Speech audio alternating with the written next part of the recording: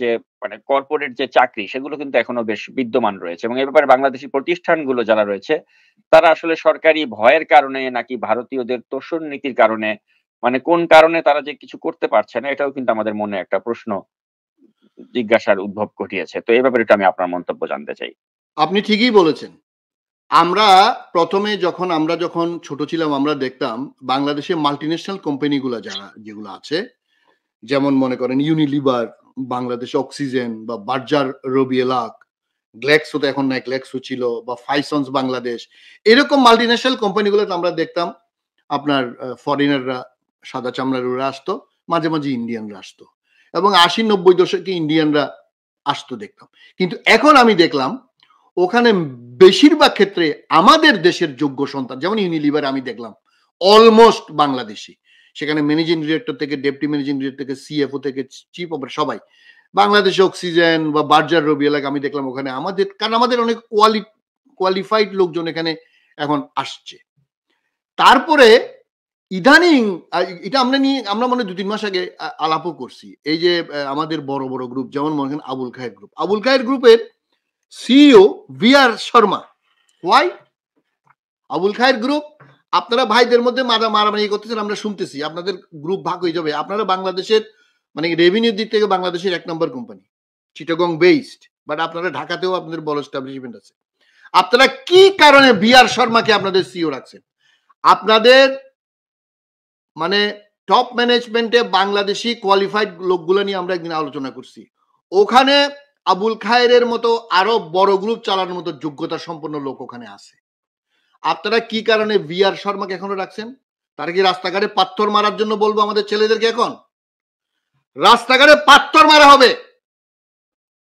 Abul Khair group আপনাকে বলে BSRM, এরা এমডি ডিএমডি রাখে নাই, কিন্তু খবর নিয়ে দেখলাম তার ওখানে বাংলাদেশের ১ নম্বর steel company, Bangladesh steel rolling mill, also based in Chittagong, mister H Akbar Ali, আপনি বাংলাদেশের একজন সেরা এন্টারপ্রেনার আমরা জানি। আপনি কি ওখানে ভারতের রর এজেন্সি বানাইছেন আপনার BSRM? ওখানে গৌতম বন্দ্যোপাধ্যায়, সুনীল কুমার দাস, আমি জানি না আপনি বাংলাদেশি কিনা, আমি আপনার খবর নিতে পারি নাই।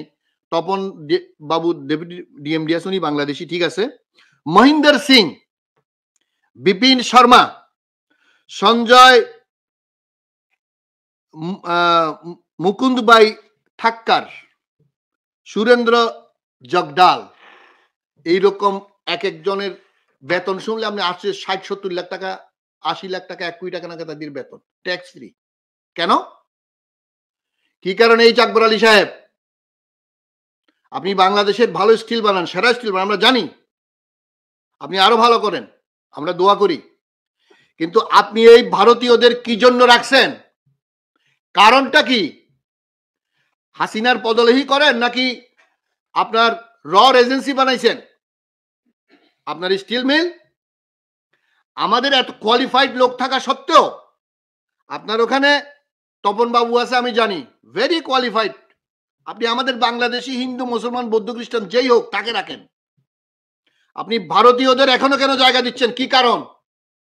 অবিলম্বে এদেরকে বাইর করেন। আরো অনেক লম্বা আমাদের কাছে লিস্ট আছে, আমরা ৩ মাস আগে আপনাদেরকে সতর্ক করছিলাম, বিশেষ করে আবুল খায়ের গ্রুপ এবং BSRM, আপনারা ভারতীয়দের মধ্যে তো প্রেম কেন? আপনাদের স্টিল ঢুকার জন্য ভারতে যে স্টিল আপনারা দেন, কি কারণ? ভারতে স্টিল দেওয়ার জন্য আপনাদের কত কষ্ট করতে হয়েছে। খালেদা জিয়ার সরকার আপনাদের স্টিল ভারতে ঢুকানোর জন্য, বিশেষ করে উত্তর পূর্ব ভারতে, আসাম, মেঘালয়, ত্রিপুরাতে আপনাদের স্টিল এখন যায় আমরা জানি, কিন্তু ভারত কত রকমের ব্যারিয়ার দিছিল মনে আছে? কেন এখনো পর্যন্ত আপনারা এদেরকে রাখছেন?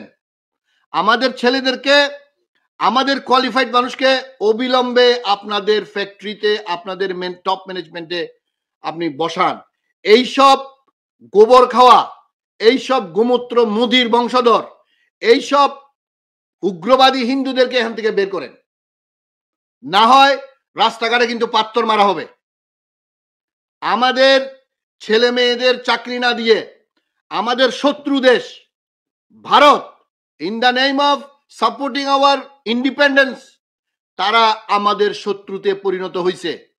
সুতরাং অবিলম্বে আমরা আরো বড় বড় গ্রুপের আমরা খোঁজ খবর নিচ্ছি, অবিলম্বে তাদেরকে বের করেন, না হয় কিন্তু পরিস্থিতি যখন খারাপের দিকে যাবে তখন কিন্তু কেউ যান বাঁচাইতে পারবেন না।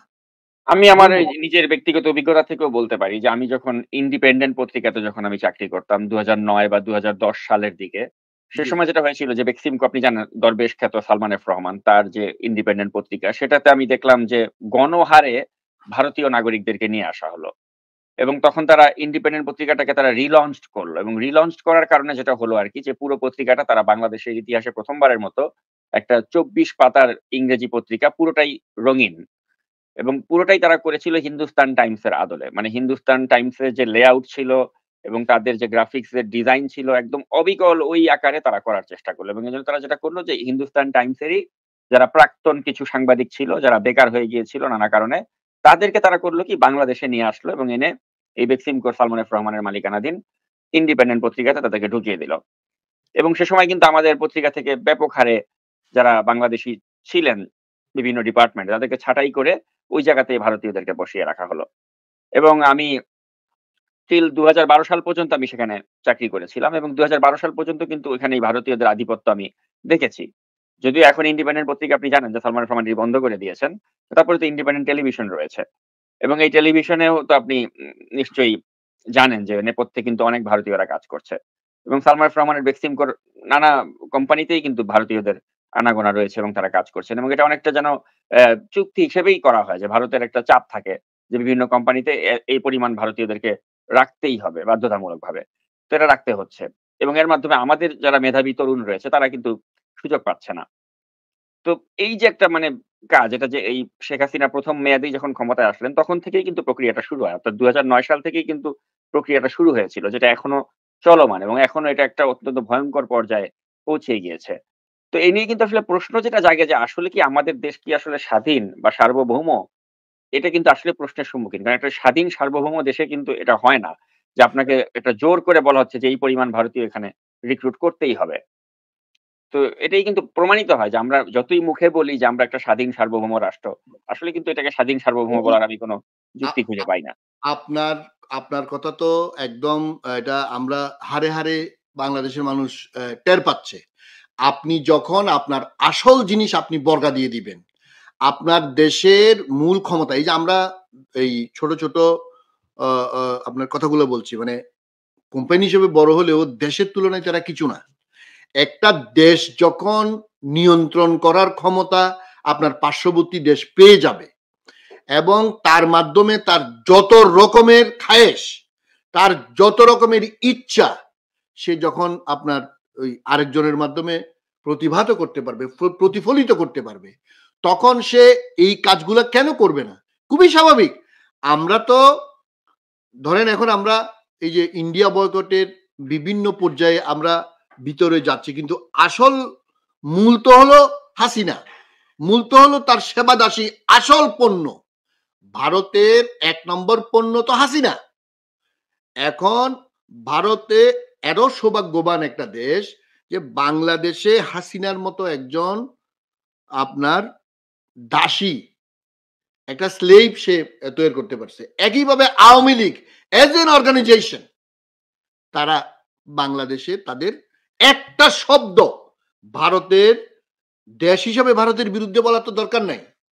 এস্টাবলিশমেন্ট আমাদের গণতন্ত্রের পক্ষে আওয়ামী লীগ করুক, কেউ আওয়ামী লীগ করুক বা কেউ আওয়ামী লীগ না করুক, কেউ আপনার হাসিনাকে ভোট দিক বা না দিক, সেটা তো ডিফারেন্ট জিনিস। বিএনপিকে ভোট দিক বা না দিক, কিন্তু আমার দেশের সার্বভৌমত্ব, আমাদের দেশের গণতন্ত্র, আমাদের দেশের আইনের শাসন, আমি আওয়ামী লীগ যারা করে তাদেরকে প্রশ্ন করি, আপনারা কি ভারতের বিরুদ্ধে একটা কথা বলতে পারবেন? আমাদের ডেমোক্রেসি ধ্বংস করার এই যে প্রক্রিয়ার মধ্যে তারা আজকে ১৫ বছর যে আমাদের শেষ করে দিল, আপনি কি ভোট দিতে পারেন? নাকি আপনি সেই আপনার মানে ভোগ করতেছেন আপনার উচ্ছিষ্ট উচ্ছিষ্ট ভুগী হওয়ার জন্য কি আপনি এই দেশে আমরা স্বাধীন করছি? আমার পিতা মাতারা স্বাধীন করছে এই জন্য স্বাধীন করছে? আপনারা মানে কি কারণে আওয়ামী লীগ করেন?